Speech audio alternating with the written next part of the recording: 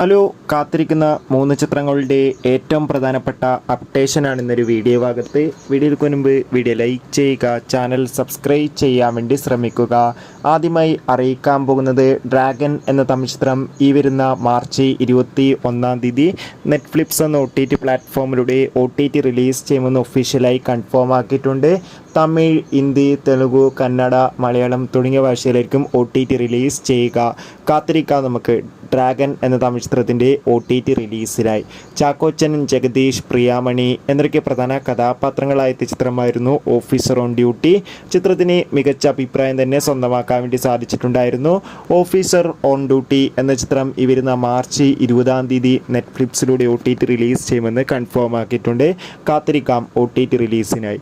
ഭാവന പ്രധാന വിഷയത്തിലെത്തി. ഷാജി കൈലാസിൻ്റെ സംവിധാനത്തിൽ പുറത്തുവന്ന ചിത്രമായിരുന്നു ഹണ്ട്. ഒരു ആവറേജ് അഭിപ്രായം സ്വന്തമാക്കാൻ വേണ്ടി സാധിച്ചിട്ടുണ്ടായിരുന്നു. ചിത്രം ഉടൻ തന്നെ മനോരമ മാക്സ് എന്ന OTT പ്ലാറ്റ്ഫോമിലൂടെ OTT റിലീസ് ചെയ്യും. ബൈ.